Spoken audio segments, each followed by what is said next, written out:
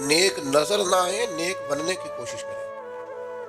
نیک مشہور ہونے کے چکر میں نہ پڑیں کہ لوگوں کو پتہ چل جائے میں بڑا نیک آدمی ہوں۔ نیک بننے کی کوشش کریں۔ مومن تو نیکیاں چھپاتا ہے، مومن تو اپنی نیکی کا اپنے اللہ کے ساتھ راز رکھتا ہے۔ مومن کی خواہش تو ہوتی ہے یہ میرے اور میرے رب کے درمیان رہے۔ ایمان والوں سے کہا ایمان لے آؤ، بڑی اہم بات ہے، اس پر غور کیجئے گا۔ پھر فرمایا وَتُجَاهِدُونَ فِي سَبِيلِ اللَّهِ بِأَمْوَالِكُمْ وَأَنفُسِكُمْ، اللہ کے راستے میں جہاد کرو۔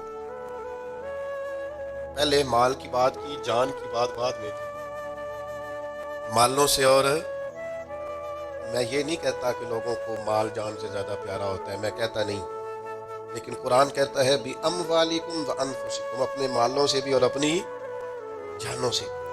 مال اور جان سے جہاد، یہاں قتال کے لفظ استعمال نہیں ہوئے، قتال بھی جہاد ہے، بڑی فضیلت والا کام ہے، لیکن جہاد کرو، جہاد۔ مفسرین نے جہاد کا ایک معنی یہ بھی بیان کیا ہے کہ کسی مقصد کے لیے جان لڑا دینے کو جہاد کہتے ہیں۔ جہاد کی بڑی قسمیں، نفس کے خلاف بھی جہاد ہوتا ہے، قلم سے بھی جہاد ہوتا ہے، زبان سے بھی جہاد ہوتا ہے۔ انسان کسی بھی کام کے لیے جب پوری جان لڑا دے تو اسے مجاہد کہا جاتا ہے۔ اللہ کہتا ہے میرے دین کے لیے جان لڑا دے۔ اس طرح اپنے مالوں سے بھی اور اپنی جانوں سے۔ کسی دوست کے ساتھ آپ کا تعلق بن جائے نا، آپ اس کی دعوت کریں، وہ آپ کی دعوت کرے، آپ اس کو سیر پہ لے جائیں، وہ آپ کو لے جائے، اس کے ساتھ بیٹھیں، بات چیت کریں، سب ٹھیک ہے۔ اسی جگہ اگر آپ نے یہ کہہ دیا نا یار 50,000 کی ضرورت ہے، آپ کے تعلقات خراب ہو، وہ فوراً گھر جا کے کہے گا لالچی ہوگا۔ مجھے بڑا تجربہ ہوا زندگی میں اس بات کا کہ ہم نے مرکز کی تعمیر سٹارٹ کی تو جو لسٹیں ہم نے اپنے ذہن میں بنائی ہوئی تھی وہ فیل ہو گئی جا رہی۔ تعلقات آپ کے اتنی دیر قائم رہتے ہیں جتنی دیر آپ کسی کو کوئی مالی جانی کام آپ بتا کے دیکھیں، الجھ جاتے ہیں لوگ، پریشان ہو جاتے ہیں۔ یہ جہاد مشکل ہے لیکن یہ آسان تھا، بڑا آسان تھا ان کے لیے، ان کے ایمان مضبوط تھے۔ یعنی حضرت صدیق اکبر تن کے کپڑے بھی اتار کے لے آئے حضور کی بارگاہ میں، ہر چیز لا کے پیش کر دی، سر پہ ٹوپی کوئی نہیں، پیروں میں جوتا کوئی نہیں، ٹاٹ کا لباس، اور کانٹے لے کے ان کے ساتھ اس ٹاٹ کے لباس کو سیا ہوا ہے، لا کے حضور کی بارگاہ میں سارا کچھ جب رکھ دیا تو حضرت جبریل امین حاضر بارگاہ ہوئے، عرض کی یا رسول اللہ، رب فرماتا ہے، رب فرماتا ہے، یعنی خدا بندے سے خود پوچھے، رب فرماتا ہے کہ ابو بکر سے پوچھ کے بتائیں اپنے رب سے راضی ہے کہ ناراض ہے؟ یہ اللہ تو جانتا ہے، لیکن یہ لوگوں کو بتانا ہے کہ بندہ مومن کی، اس امت کے پہلے درویش کی شان کس طرح کی ہے۔ حضرت صدیق ایک پر رو کے عرض کرنے لگے یا رسول اللہ، میں اپنے رب سے بڑا ہی راضی ہوں، سارا کچھ دے کے قربان کر کے لٹا کے بڑا ہی راضی ہوں۔ بیان ہو کسی زبان سے مرتبہ صدیق اکبر کا کہ محبوب خدا محبوب ہے صدیق اکبر کا، اور لٹایا راہ حق میں گھر کئی بار، اس محبت سے، کئی بار اس محبت سے لٹایا راہ حق میں گھر کئی بار، اس محبت سے کہ لٹ لٹ کر حسن گھر بن گیا صدیق اکبر کا۔ اللہ کے نام پہ، اللہ کے نام پہ میں آپ کی خدمت میں عرض کروں، چھپی ہوئی نیکیاں بڑی قیمتی ہوتی ہیں، جن کا کسی کو پتہ نہ ہو، اصل میں وہ خزانہ ہوتا ہے۔ سچ بتانا، ہمارے پاس جو پیسہ سرمایہ ہوتا ہے اس کا کسی کو پتہ ہوتا ہے؟ والوں نے بھی پوری گل نہیں دسی تھی، ان کا کسی کو پتہ نہیں ہوتا۔ اگر نیکی کو خزانہ سمجھتے ہو تو پھر کسی کو پتہ نہیں ہونا چاہیے، اور اگر آپ بتاتے کون سی چیز ہے جس کی کوئی اہمیت معاذ اللہ نہ ہو تو نیکیاں بتاتے ہو، کیا سمجھتے ہو نیکیوں کو؟ کر کے لوگوں کے سامنے اظہار کرتے ہو، کیا تم نے سمجھا ہے عبادت کو؟ دکھاتے پھرتے ہو، اظہار کرتے ہو، لوگوں کو بتا دیتے ہو میں نے یہ کام کیا ہے۔ اس کا مزہ لینا شروع کرو۔ نیکی کا سرور ہوتا ہے، کیف ہوتی ہے، لذت ہوتی ہے نیکی کی، ایمان کا ایک ذائقہ ہوتا ہے، وہ ذائقہ انسان کو آنا چاہیے، اس کا مزہ انسان کو پوری طرح، یعنی حضرت عبداللہ ابن عمر رضی اللہ تعالیٰ عنہ کے نا کچھ ملازم تھے، خدام، غلام، اس زمانے بڑے مہنگے غلام خریدے جاتے تھے۔ وہ غلام کیا کرتے، وہ لمبی لمبی نمازیں شروع کر دیتے، نفل پڑھنے شروع کر دیتے، جو غلام زیادہ نفل پڑھتا حضرت عبداللہ ابن عمر آزاد کر دیتے. اب غلاموں کو کمزوری کا پتہ چلتا,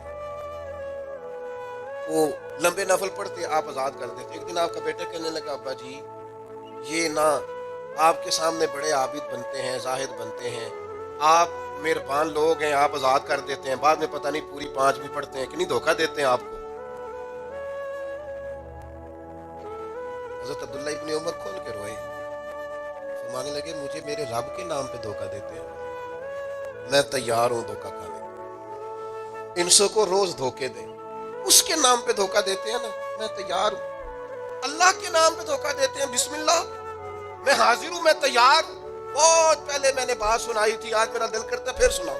حکیم الامت مفتی احمد یار خان صاحب نعیمی رحمۃ اللہ علیہ نے تفسیر نعیمی میں لکھا ہے, جب اللہ تعالیٰ نے حضرت ابراہیم علیہ السلام کو بہت سارے اونٹ دیے, بہت ساری بکریاں دی, بہت ساری گائیں دی, اور ساتھ کہا واتخذ اللہ ابراہیم خلیلا, ہم نے ابراہیم کو دوست بنایا ہے, تو فرشتے کہنے لگے یا اللہ جسے اتنا کچھ دے اس نے دوست تو بننا ہی ہوتا ہے. فرشتوں نے کہا نا, انہوں نے پہلے بھی کہا تھا نا کہ یا اللہ یہ خون ریزیاں کریں کہ زمین میں اگر تو بنائے گا. فرمایا جاؤ جا کے میرے ابراہیم کا امتحان کر لو. فرشتہ آ گیا اور آ کے اس نے کیا کیا, وہ بیٹھ گیا, بڑی بڑی فصل تھی اس کے بیچ, اور بیٹھ کے اس نے تسبیح پڑھنی شروع کر دی, سبحان اللہ والحمد للہ لا الہ الا اللہ واللہ اکبر. اللہ کا ذکر شروع کر دیا. نہ علماں وچ پھسا سانو تو یار دی گل سنا سانو, وہ ذکر کر رہا ہے. حضرت ابراہیم علیہ السلام نے مچلتے دوڑ, ادھر دیکھو میری طرف. بندہ خود کتنا بھی ذاکر کیوں نہ ہو, کبھی کبھی کسی کے منہ سے یار کا ذکر بڑا ہی پیارا لگتا ہے. میں نے ایک محفل میں حاضر تھا تو نعت کا نعت پڑھ رہا تھا, تیری نسبت نے سوارا میرا انداز ہے, میں اگر تیرا نہ ہوتا سگے دنیا ہوتا, سگ کا معنی کتا, اگر تیرا نہ ہوتا تو دنیا کا کتا ہوتا, میں بھی کہیں مال کما رہا ہوتا, میں بھی کہیں چکر میں پڑا ہوتا, تیری نسبت نے سوارا میرا انداز حیات, میں اگر تیرا نہ ہوتا تو کوئی سگے دنیا ہوتا. میری طرح کے کئی لوگ تھے جو کچھ نہیں ہے اور اس کے نام پر بڑا کچھ ہے, تو وہ دل تھوڑا لگ سا گیا, کیفیت بن گئی, کوئی آنسو درد بن کے ٹپکنے لگے. میرے ساتھ ایک دوست بیٹھے تھے, میں نے ان سے کہا یار آج بڑا مزہ آیا. مجھے کہنے لگے نعت خانے 40,000 لے آ جائے. میں نے کہا تو چٹ کو کھلو جانا سی, پہلے دیندے ہو پھر شکوے کردے ہو. اور میں نے کہا ذرا ٹھہر جا, ٹھہر کے بتا, تھوڑا مزہ تو لے لینے دے, کبھی کبھی کسی کے منہ سے سننا اچھا بڑا لگتا ہے. کہنے لگا جی نہیں یہ ہوتا ہی نہیں, جتنی دیر پہلے کرائیے نا. میں پھر دیکھیں نا کبھی کبھی ذوق عروج پہ ہوتا ہے. میں نے اسے کہا بات سن میری, میں بھی خلاف ہوں یہ جو ڈیمانڈ کرتے ہیں, جو دیتے ہیں, بڑا غلط کرتے ہیں, لیکن آج جتنا اس نے مزہ دیا ہے نا 40,000 تھوڑا ہے. آج میرے جیسے لوگوں کو جہاں یہ لے گیا ہے نا, یہ کبھی 1,40 بھی لے تو یہ تھوڑا ہے, اس لیے کہ نہ علماں وچ پھسا سانو تو یار دی گل سنا سانو. اوتھے علم دا سکہ نہیں چلتا جتے عشق ہوراں دا ڈیرا ہے. حضرت ابراہیم علیہ السلام دوڑے جا رہے, کہاں؟ وہ کوئی میرے رب کی یاد کر, کوئی اس کی پاکیزگی, تسبیح, تحلیل, تکبیر بیان کر. اللہ کے خلیل کھڑے ہو, فرشتہ تھا انسانی شکل میں, چپ کر گیا. فرمایا یار ایک دفعہ پھر نہیں ذکر کرتا میرے رب. کہنے لگا پہلے مرضی سے کرنا, اب آپ کہتے ہیں جتنے آپ کے پاس بکریاں ساری لے لوں گا. فرمایا بس جا تیری ہوئی تو مجھے میرے رب کا ذکر سنا.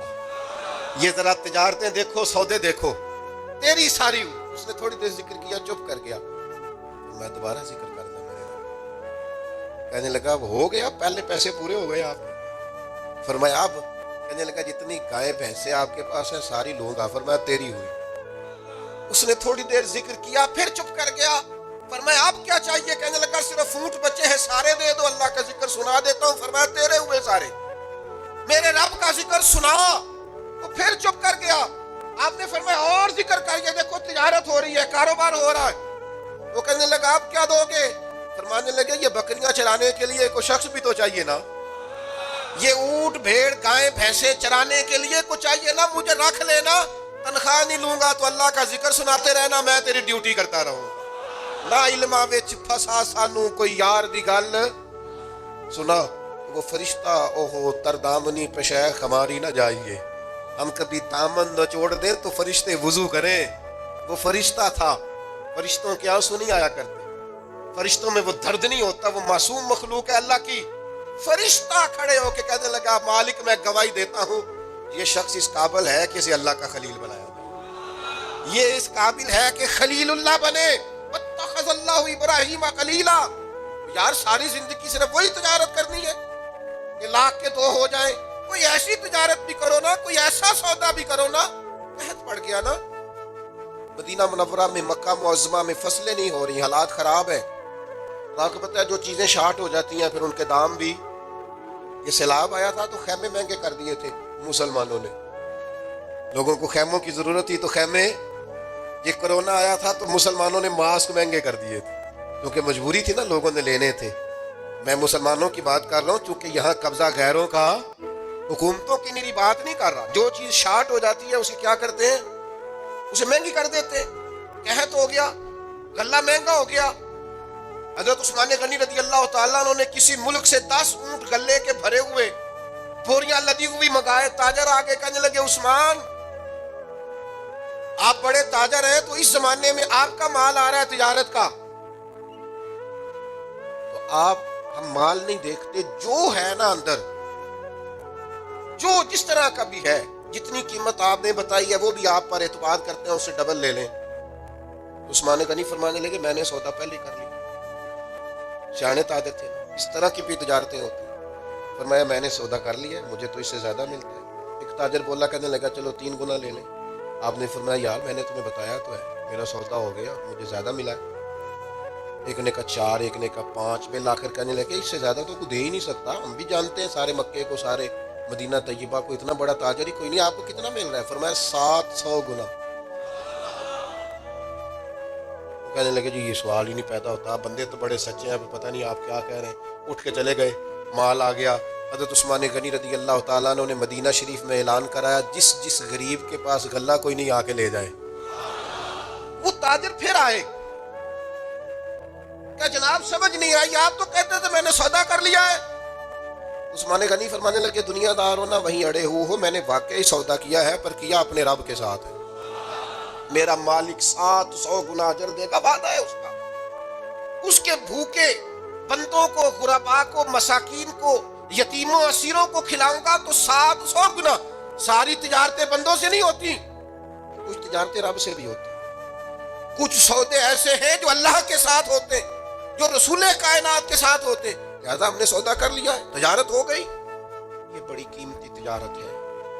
وہ تاجر کہنے لگے عثمان اللہ تمہارے ایمان میں اور مضبوطی پیدا فرمائے. کیا جب لوگ ریٹ بڑھا کے چیزیں بیچ سکتے ہیں آپ نے فری کر دیے، فی سبیل اللہ کر دی. دوستو کچھ تجارتیں ایسی ہیں جو اللہ کے ساتھ بھی کرو، کچھ سودے ایسے ہیں جو قیامت کے لیے بھی بچا کے رکھو.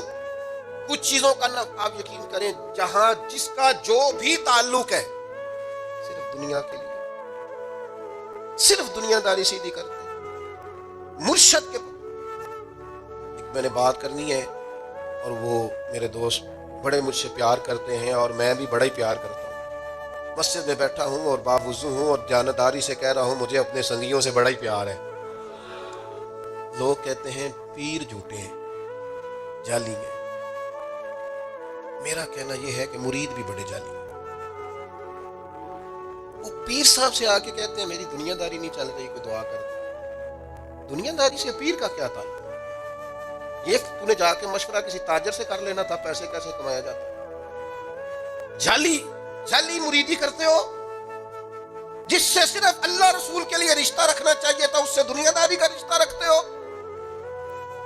اس سے وہ والا تعلق بناتے ہو جس سے تھوڑی دنیا چمکے، لوگوں کو پتہ چلے میرا تعلق ہے، میرا رابطہ ہے. حضرت سلطان باؤ رحمت اللہ نے رو کے کہنے لگے، کسی نے کہا تھا حضور بڑے مرید ہیں آپ کے. حضرت سلطان باؤ رو پڑے، فرمانے لگے رب دا طالب کوئی نہیں ملیا، یہ جو ملے طالب زردہ ہوں. یہ دنیا کے طالب ملے، دنیا کے. یہ یہاں بھی آتے ہیں نماز پڑھوں تو رزق میں برکت ہو جائے، نماز پڑھوں تو کاروبار چل جائے، اللہ اللہ کروں تو میرا فلانا کام ہو جائے، کوئی وظیفہ بتا دے مشکلیں حل ہو جائے. اور یار وہ بھی تو وظیفہ پوچھنا جس سے اللہ راضی ہو جائے، وہ بھی تو وظیفہ پوچھنا جس سے حضور کی محبت نصیب. رب دا طالب کوئی نہ ملیا، جو ملیا طالب زردہ ہوں. سہ سہ نفل نمازاں پڑھیاں، ظالم نفس نہ مردہ ہوں، پانچ فقیروں کسے نہ ماریا، اے ہوئی چور اندر دا ہوں۔ خدا کے بندو، کس طرح کا تعلق، کس طرح کا لینا دینا؟ میرے حضور قبلہ عالم رحمت اللہ تعالیٰ علیہ فرمایا کرتے تھے، دوستو مجھے دنیا کا کام کوئی نہ بتانا، میں نے اپنے رب سے کہہ دیا کہ ان کے دنیاوی مسئلے ویسے ہی حل رکھنا، انہیں مجھے کہنا ہی نہ پڑے، دنیا کے مسئلے نہ بتانا، مجھ سے اللہ رسول کی بات پوچھنا، کیونکہ میں چھوٹا سا طالب علم ہوں دین کا، میں تمہیں اللہ رسول کی بات بتانا چاہتا ہوں۔ کیا کریں؟ یہ والی تجارت کرو اللہ کے ساتھ، یہ والا رشتہ بناؤ۔ خاص بات اور آپ سے کرنی ہے، ایک بہت بڑی تجارت، ذہنی تجارت بھی، اللہ کی رحمت کی امید کبھی نہیں چھوڑ۔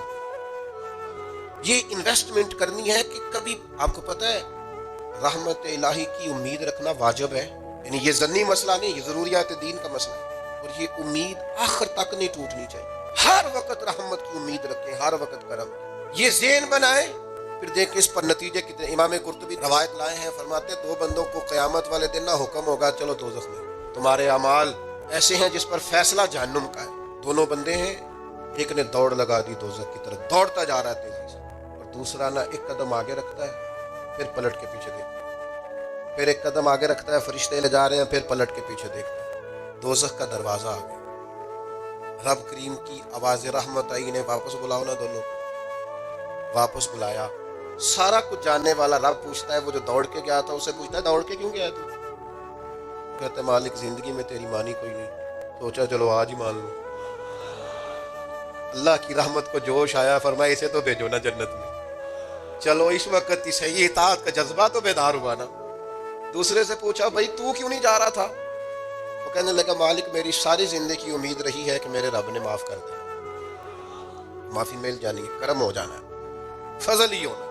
یہ جو لوگ کہتے ہیں نا جی اوہو قدم آگے رکھتا ہوں میرا پیچھے جاتا ہے، تو بھئی اللہ کا فیصلہ اگر پیچھے جانا ہے تو اس پہ خوش ہو جا، تو خدا کی رحمت پر امید تو کر، جو اللہ فیصلہ کرے گا کرم والا ہوگا۔ وہ عرض کرنے لگا مالک فرشتے مجھے لے جاتے تھے پر میرے اندر سے آواز آتی تھی رب کریم ہے، آواز کرم آ جائے گی۔ مالک دوزخ کا دروازہ آ گیا پر میری امید ٹوٹی نہیں، میری قائم رہی، اور جب تیری آواز رحمت آئی نہ کہ آ جا، تو پھر میرے اندر سے وہ عقیدہ اور تگڑا ہوا، دیکھا نا بلا لیا نا تیرے رب نے، آ گئی نا رحمت کی آواز، بلا لیا ہے نا۔ اللہ کریم نے فرمایا فرشتوں اس کے سارے گناہوں پر قلم پھیر دو، جو میری رحمت کی اتنی امید رکھے اسے دوزخ میں نہیں جنت میں داخل کیا جاتا ہے۔ انسان کو بہت سارے امراض لگ جاتے ہیں، جسمانی بیماریاں بھی ہوتی ہیں اور روحانی بیماریاں بھی ہوتی ہیں، عقیدے اور نظر اور فکر میں بھی بیماریاں ہوتی ہیں۔ دنیا میں کچھ لوگ دہریے ہیں معاذ اللہ کی ذات کے منکر، دنیا میں کچھ لوگ ایسے ہیں جو وقوع قیامت کے منکر، دنیا میں معاذ اللہ کچھ لوگ ایسے ہیں جو عذاب قبر کے انکاری۔ دنیا کے اندر آپ کو وہ لوگ بھی ملیں گے جو کہتے ہیں دنیا خود بخود وجود میں آ گئی، پھر آپ کو کچھ اور لوگ ملیں گے جن پر وسوسوں کا غلبہ، بری سوچوں کا غلبہ، شیطانی اور نفسانی خواہشات کا غلبہ، یہ سب بیماریاں ہیں۔ پھر کچھ امراض ایسے ہیں، حسد، بغض، عداوت، تکبر، عجب، خود پسندی، دوسروں کو حقیر سمجھنا، اپنے آپ کو بڑا جاننا، جھوٹ بولنا، جھوٹی انا کی، یہ سب بیماریاں ہیں، امراض ہیں۔ جسمانی مرض بھی بندے کو پریشان کرتا ہے، روحانی مرض بھی پریشان کرتا ہے۔ اگر آپ روحانی طور پر بیمار ہوں، آپ کے اندر حسد کی بیماری لگ جائے، تو حسد کا سادہ ترجمہ کریں، پنجابی ترجمہ کریں، اپنی زبان میں ترجمہ کریں تو حسد کا معنی جلنا ہے۔ تو جس بندے کا اندر جل رہا ہو وہ سکون میں ہوتا ہے، اندر آگ لگی ہو حسد کی تو وہ بندہ قرار پائے گا۔ بہت بڑی بیماری ہے، لوگ کہتے ہیں پتہ نہیں مجھے کیا ہے، پتہ ہے آپ کو پر آپ توجہ نہیں کر رہے۔ تکبر ایک بیماری ہے، تکبر والا بندہ دل کی جگہ روڑا رکھ لیتا ہے، پتھر، تو اندر بندے کا سخت ہو جائے۔ وہ ہمارے ہاں لوگ کہتے ہیں کہ میری نا ٹانگوں میں بڑی درد ہے، تو پنجابی کہتے ہیں کھلیاں پہ گئی ہیں، وہ کیا ہے جی؟ کہتے ہیں سخت ہو گئی ہیں ٹانگیں، چلا نہیں جاتا۔ ٹانگیں سخت ہو جائیں تو گزارا نہیں ہوتا، تو دل سخت ہو جائے تو۔ اب میری بات کو سمجھیں، ہمارے اندر نا بیماریاں ہیں، ہم کڑتے رہتے ہیں، وہ جلتے رہتے ہیں، وہ تکبر میں آ جاتے ہیں، عداوت ہے، بغض ہے، کینہ ہے، ماننے کو تیار نہیں ہوتے۔ یعنی دنیا میں یہ سارے لوگ کہہ رہے ہیں کہ مجھ سے حسد ہو رہا ہے، یہ کوئی بھی نہیں کہہ رہا کہ میں کر رہا ہوں حسد. تو اگر صاحب سے ہو رہا ہے تو وہ بندہ کہاں ہے جو کر رہا ہے؟ سب کہتے ہیں کہ بڑا تکبر آ گیا جی لوگوں میں، تو وہ لوگ کدھر ہیں جی جو تکبر کر رہے ہیں؟ وہ بھی اس کو بھی تو ماننا چاہیے نا میں کرتا ہوں. تو یہ ساری بیماریاں جسمانی، بلڈ پریشر، شوگر اور ہیپاٹائٹس اور معاذ اللہ کینسر، اور یہ سب بیماریاں روحانی بھی جسمانی بھی، تو یا اللہ جائیں کدھر؟ فرمایا وَنُنَزِّلُ مِنَ الْقُرْآنِ مَا هُوَ شِفَاءٌ وَرَحْمَةٌ لِّلْمُؤْمِنِينَ. فرمایا میں نے جو تمہیں قرآن عطا فرمایا ہے نا، تو اس میں مومنوں کے لیے شفا بھی ہے اور رحمت بھی ہے. یہ تمہاری تمام بیماریوں کی شفا ہے، اس میں تمام بیماریوں کی. ہم مریض ہیں، ہے منکر جد دل دے اندر،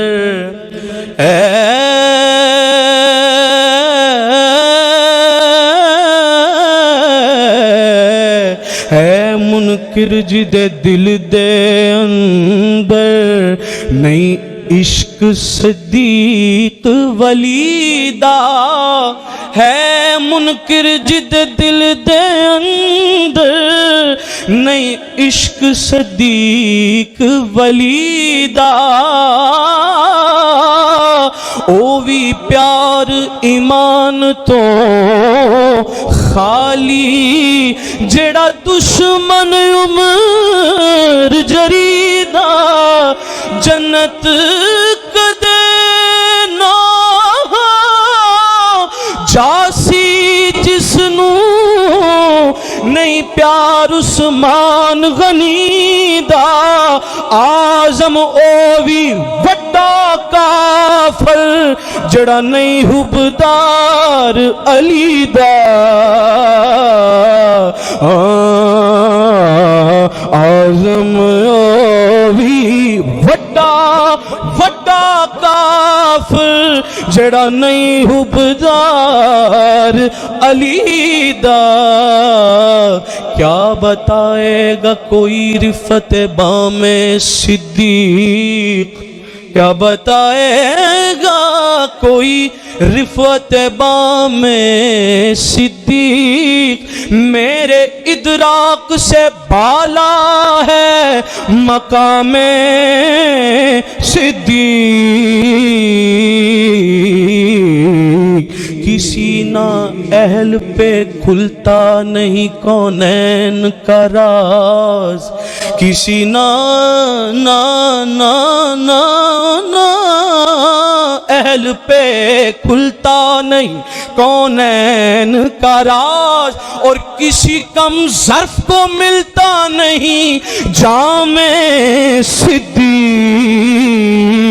کسی کم ظرف کو ملتا نہیں جام صدیق. ہوا اپنے چلن پر ناز نہ کرتی اعظم، دیکھ لیتی اگر انداز خیرہ میں صدیق. چارے یار نبی دے پیارے، سارے